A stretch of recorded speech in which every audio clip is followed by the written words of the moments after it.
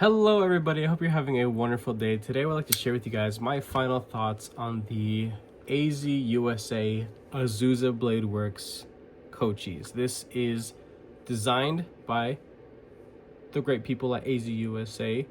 They run a knife and gear shop.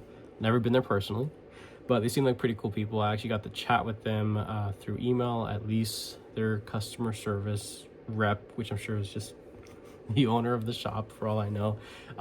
Manufactured by Migron. I love Migron's execution, especially of their budget knives, because they bring the sauce even to the sub $50 price point. I love it. They do great execution of budget knives. The price of this guy, it's about $40. There are, I believe, 5 to 6 standard variations, and as we go closer to the end of this year, they are dyeing some of the ones that have this white G10. Beautiful cuts of white G10, might I add. They're dyeing them different colors. I've seen like brick and then some green ones to represent, like, green and red of Christmas. I think it's cool. They're not charging anymore for those colors. So if you like that color scheme, at least it's there for you, and you're supporting a local, or at least a USA shop. This is an overseas product, but at least you're supporting the USA design and a shop in Arizona, which I think is pretty cool. I would love to visit them one day. But one thing I want to get out of the way right now is there is a teensy tiny little bit of controversy surrounding this knife.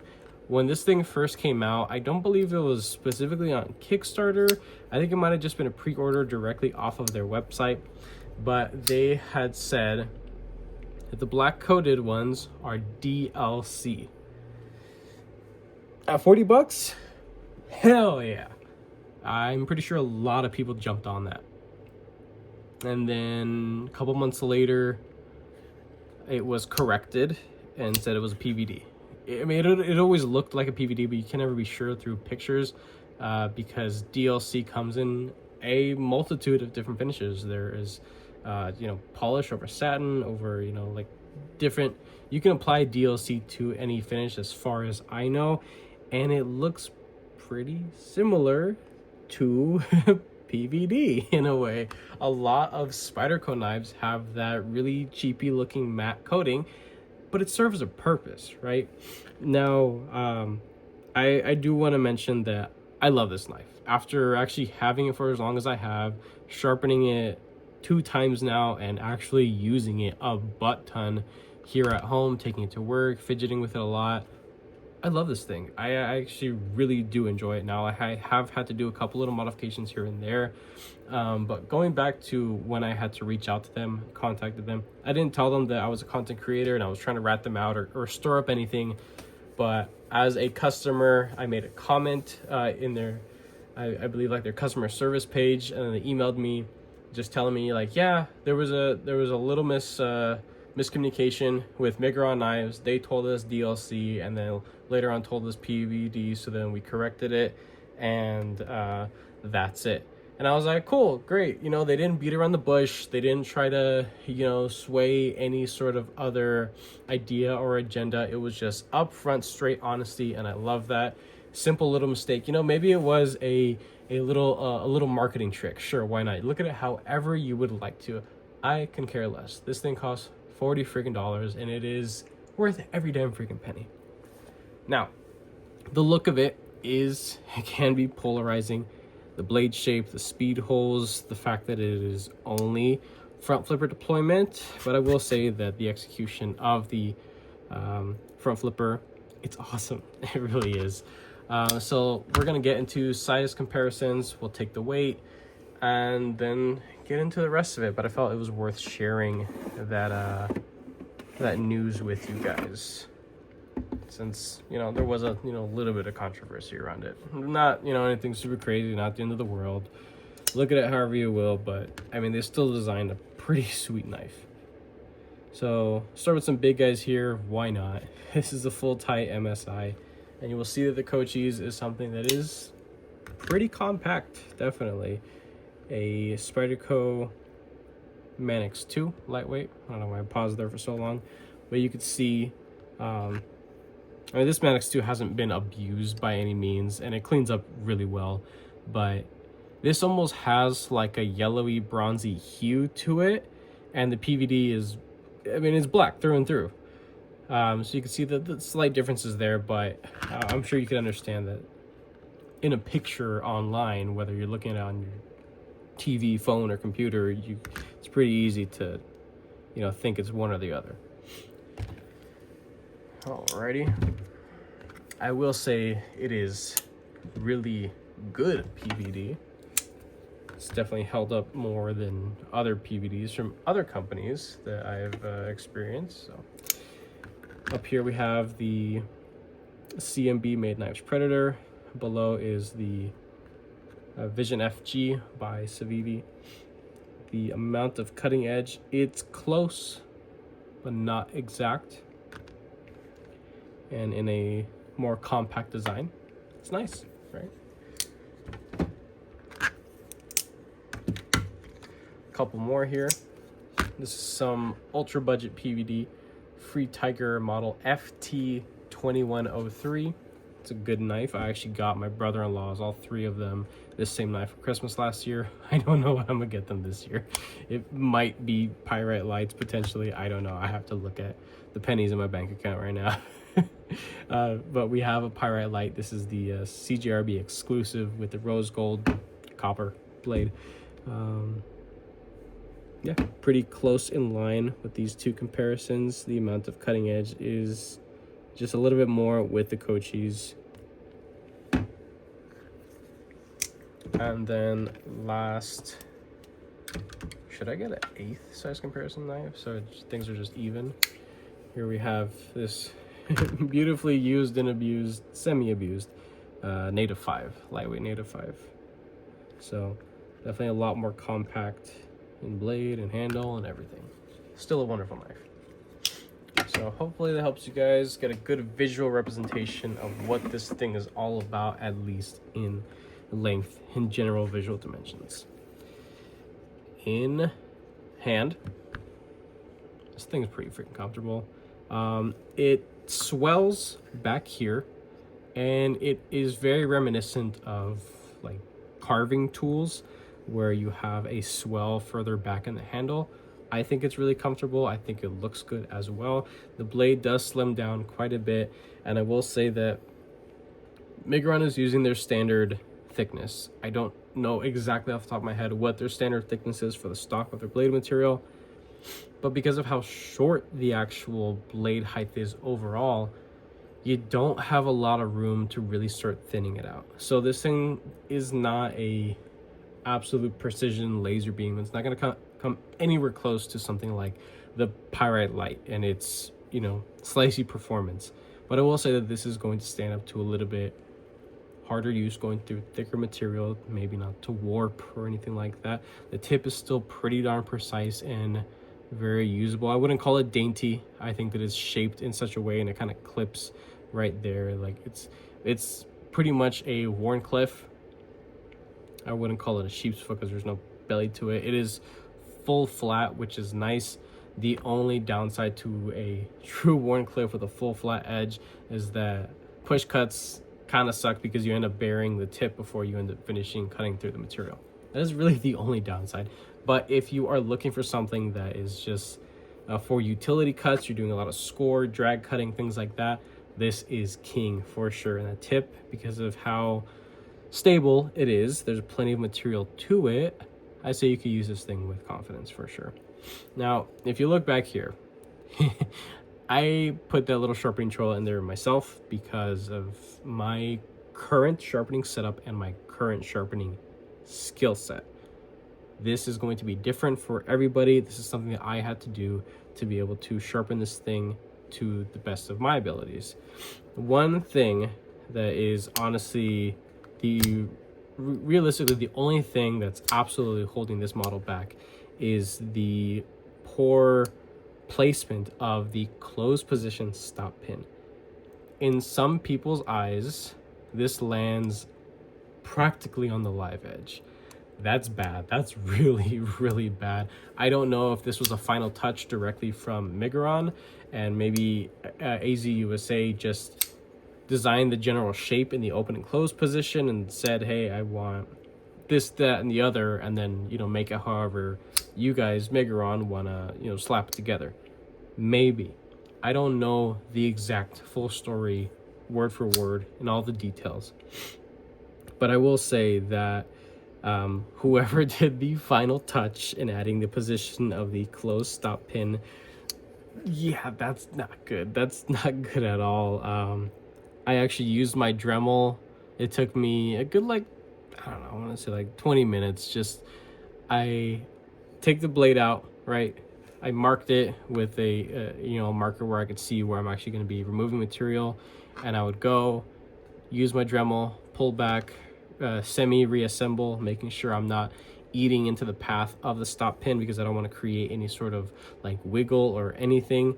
I want this thing to function just as intended, but just modifying to add a little sharpening tool for my sake, right? So I had to do that, go back and forth a couple times, which no one should have to do. Absolutely not. But I did it because I like this knife enough to do it. So, and that's just me. I mean, you can go ahead and sharpen this thing and not do that.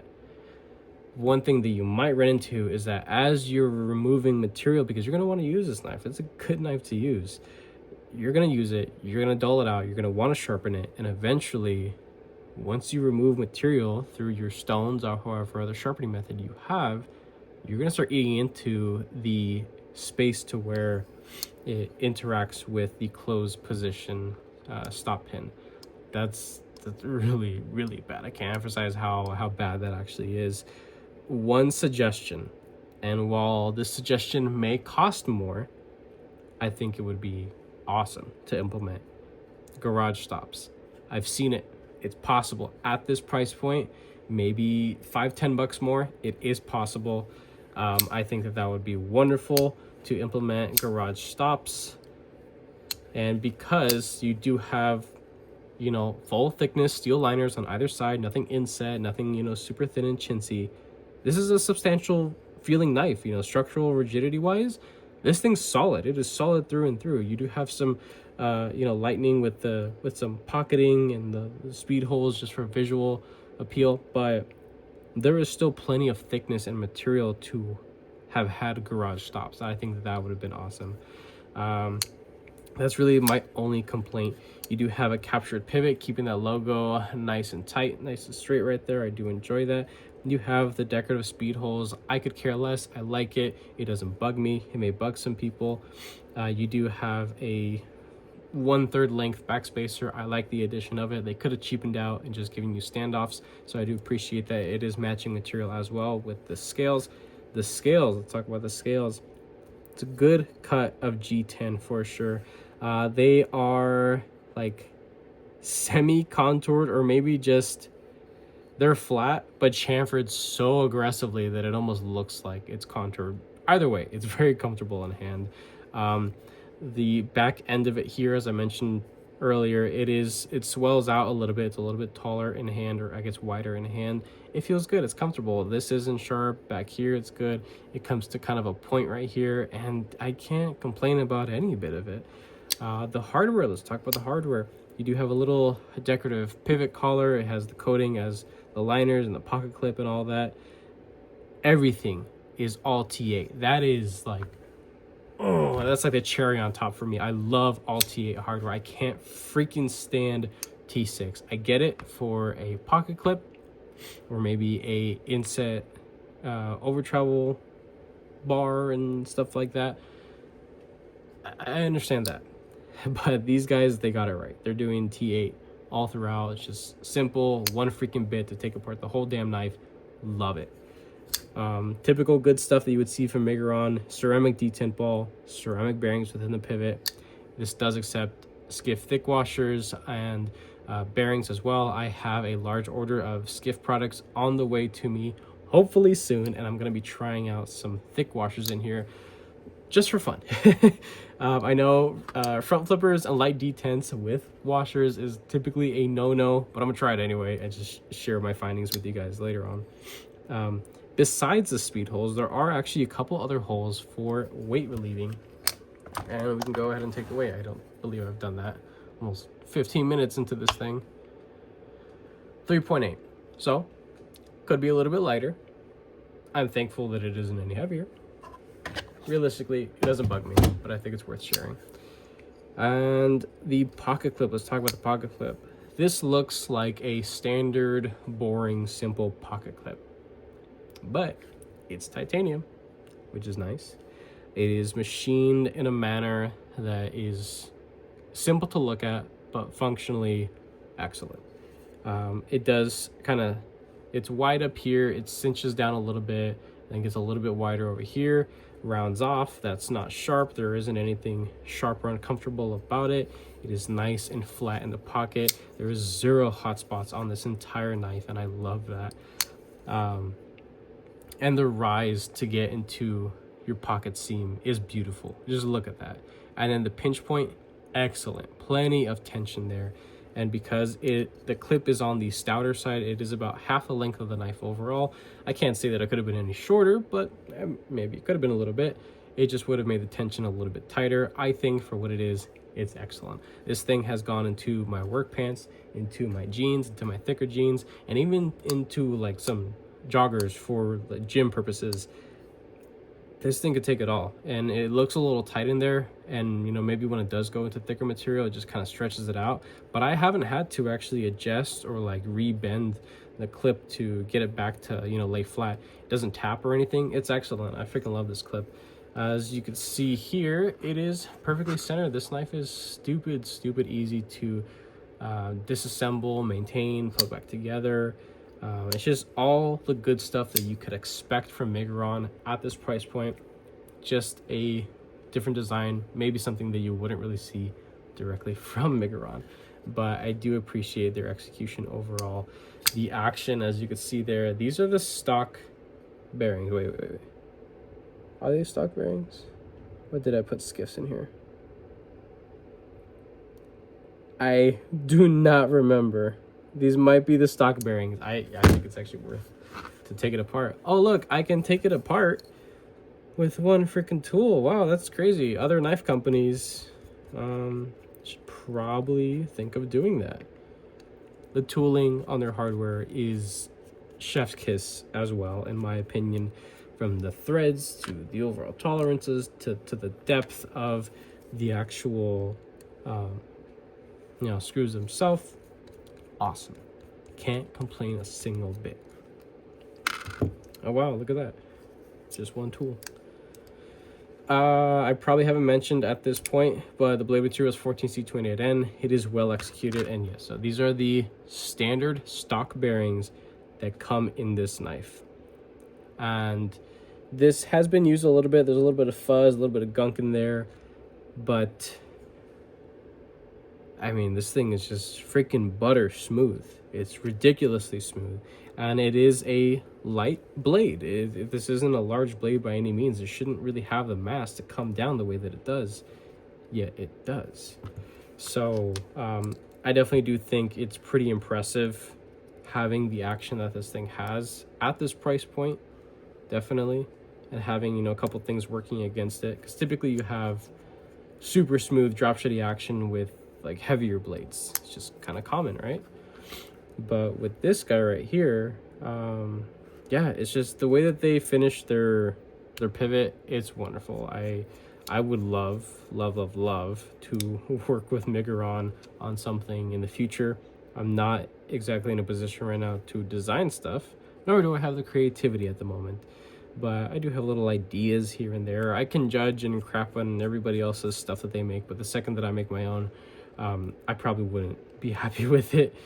I could only speculate and improve, and that's honestly what majority of reviewers do. Let's tighten up that pivot a little bit. Remove any side to side. Beautiful. And I like crank down on that. Like there is no movement side to side, like even wrenching on it. Any pivot lash? Nada. Zero. Nothing. That's just wonderful. I can't say that the detent is ultra light. It is appropriate for a front flipper. The jimping on this is well executed. There could have been maybe one last chimp right over the top right there, but it's plenty good. And you even have something working against you, having a slick or slippery coating. And you know what? I can get it every single time. Haven't missed. And watch me miss right now. But I go and I'll smack this thing on like my pant leg, and it'll catch and it'll deploy, and I'll just, you know, be standing there like a idiot thinking that I look badass, but I'm not. I'll do that a couple times. It's fun. But yeah, I do like this thing quite a bit. I do recommend it. There are a couple little things here and there that I could just speculate and wish for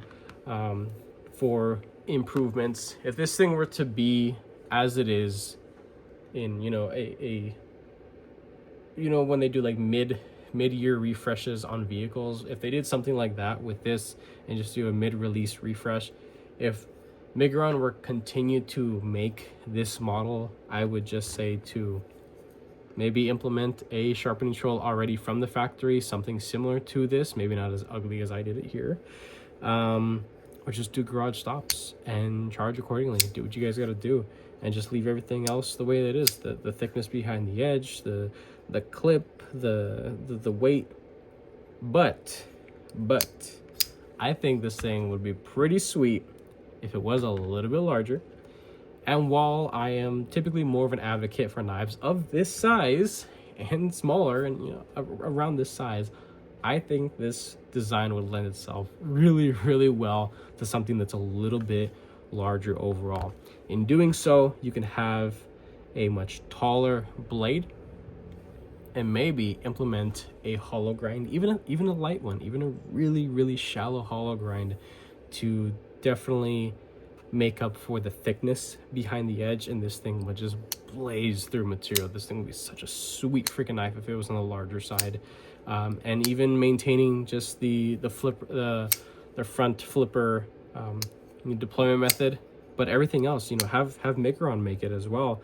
The pocket clip, I can't complain. Keep it the same size. It's perfect. The height, maybe make it a smidge bit taller. But the pinch point, the design, all the hardware, the speed holes, the back spacer, keep everything the same. Just make it a little bit larger. Add a you know, a little shallow hollow grind, or maybe just make it as hollow as you possibly can. Maybe some extra jimping up here. I think that'd be pretty cool. The jimping that functions just for the front flipper, it kind of nestles in the open position, so you don't really get to interact with it much. But I do find myself, when using this, I'm up here. I'm all the way up here using this thing and really just going to town on some cardboard and other like packaging materials, right? Nothing super crazy. I'm not abusing this thing by any means, but I will say that this thing could be a pretty sweet knife if there was a XL or maybe just a large version. You would get a whole lot more cutting edge as well. Not that there's anything wrong with what is available here, but I think that it would be a pretty sweet addition to make a large or XL Cochise, maybe even call it something else for all I know. But just the interaction of the liner, the detent, I wouldn't change really anything else. But in implementing all these other things, that would probably be more closer to like a $70 knife for all I know. Now that's just me guessing from my little bit of knowledge and experience when it comes to handling stuff from Migron, whether it's in-house designs or designs that are being made for somebody else. So if you have more material, it's obviously going to cost more. If you're doing hollow grinds, that's obviously going to cost more. A garage stop and the tolerances that come with that design aspect versus a traditional stop pin, that's going to cost a little bit more, not by much. But functionally speaking, this thing would just be wild, and I think it'd do pretty well. If that ever came out, I'm buying that immediately. So I put that on a credit card if I have to. But that's it. That's all I got to say about this thing. I do enjoy it. I do recommend it after actually using it, not just being like, oh yeah, it looks cool, okay, all right, that's it. No, I actually use this thing quite a bit, and whether it's at work, in the home place, here in the garage, outside, I will be doing a dye job on this. I don't know what color I'm going to do with it. Probably going to do a fade if I can. We'll see how that goes. But I like this thing. I do definitely recommend it. I will be linking it down below. Just go support those guys. I don't see why not. So if you guys like this video, leave a like. If you are subscribed, thank you so much for all your support and your patience, of course. If you are not subscribed, please consider subscribing because I play more videos and content coming your guys' way. And with that being said, I hope you have a wonderful rest of your day.